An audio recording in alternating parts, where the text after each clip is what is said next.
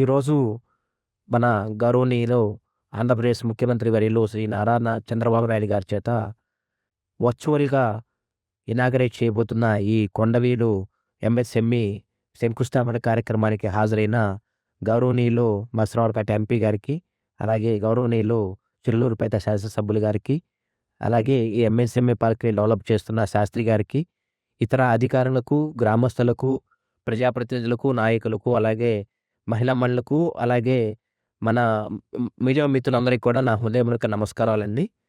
మనకి స్వర్ణాంధ్ర విజన్ 2047 లక్ష్యంలో భాగంగా మనందరి తలసరి ఆదాయం పెంచటం, అట్లాగే రాష్ట్ర జీడీపీ పెంచడంలో భాగంగా, అలాగే మేనిఫెస్టోలో ఇచ్చిన హామీ మేరకు 20,00,000 ఉద్యోగాలు రాబోయే ఈ 5 ఏళ్లలో 20,00,000 ఉద్యోగాలు కల్పనలో భాగంగా ప్రతి నియోజకవర్గంలో కూడా గౌరవ ముఖ్యమంత్రి వర్గాలను విజనరీ ఆలోచనతోటి ప్రతి నియోజకవర్గంలో కూడా ఎంఏ పార్క్ ఏర్పాటు చేయడం జరుగుతుంది.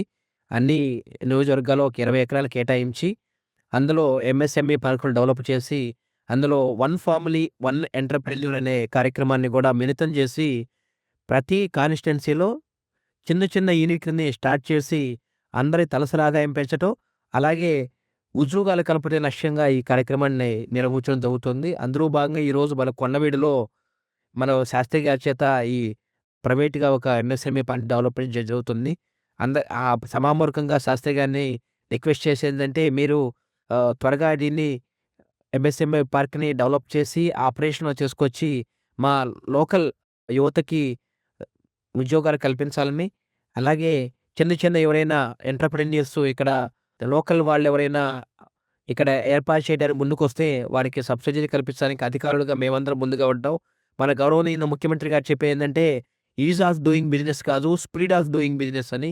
అలాగే అనుమతులు ఇవ్వటంలో అధికారులందరూ ముందుగా ఉంటారు. అలాగే మన గౌరవ ప్రజాప్రతినిధులతో వాళ్ళ కోఆపరేషన్ తీసుకొని ఎవరైనా చిన్న ఎంఎస్ఎంఈ సంబంధించి చిన్న యూనిట్ ఎవరైనా ఇక్కడ పెట్టడానికి ముందుకొస్తే వారికి మా సహాయ సహకారాలు అందిస్తాం. అలాగే శాస్త్రి గారి సహాయ సహకారాలు ఉంటాయి.